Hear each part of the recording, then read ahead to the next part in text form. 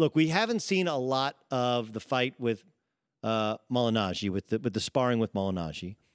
But boxers will tell you, no matter how much you work on being a boxer in your form and keeping your hands up and how you're supposed to punch, the more it goes on, the more he'll regress towards what he's always done, which is as a mixed martial artist, as a striker, where the style of punching is far different. And he'll have that game slippage. So even if when he first steps into the ring, he's snapping off his punches like he's supposed to, once the bell sounds, eventually he'll get back to kind of slapping back and forth. And I, having been to MMA fights, I've gone to wrestling meets in college. My son actually wrestles. I love what MMA is. So many of the greats, Daniel Cormier, of course, works for us here at Fox. I went to when he lost to Jon Jones.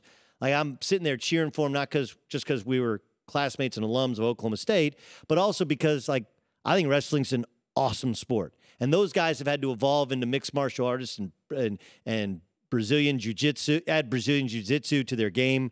It takes an unbelievable amount of athleticism and dexterity, and frankly, toughness in order to compete. It is a legitimate sport, okay? But there will be, if they have a record number of buys, and look, Dana White earlier this week said they're on pace to have the most buys in pay-per-view history, on pace for whatever. Like the Dodgers. You don't believe that? Huh? You don't believe that?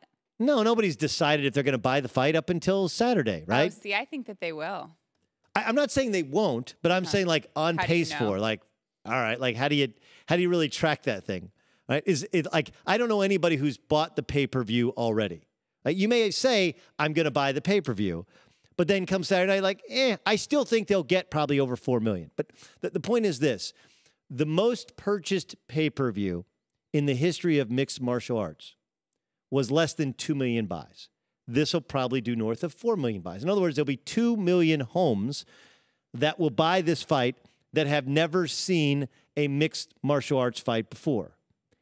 And I think the fear should be that if you see Conor McGregor, who's thought of as one of the best, some people think Jon Jones is the greatest mixed martial artist in the history of the sport. If not for the cocaine, the outside of the octagon stuff, he may have been decorated as such.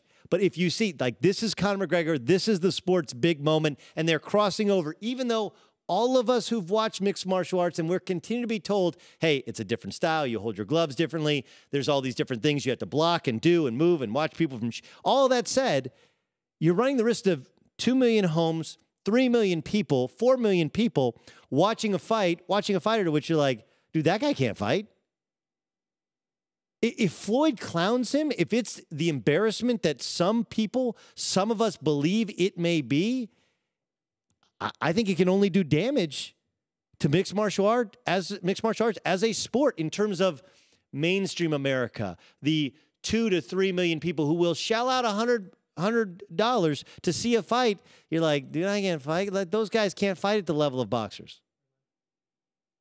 I think that's my biggest fear when ultimately he will regress towards what he's always done as a striker, not as a boxer. And do viewers who haven't seen a fight in the octagon, do they go those guys aren't of the caliber of boxers as athletes, as scientists, if you will, the sweet science? I can't buy into its legitimacy as a sport, even though I think everyone will tell you it is a legitimate sport. And it's fantastic to watch if you understand it is blood sport, it is a combat sport. There's a gladiatorial aspect to it. There's a lot of blood, there's a lot of gore. Yes, the women fight. You have to be willing to accept that. I think this could actually delegitimize what is a spectacular sport and a great place for the sport of wrestling, which has been decimated by budget cuts for years at the high school and college level, to have a landing spot for professional athletes. I think this could do a lot of harm to it in the future. I do.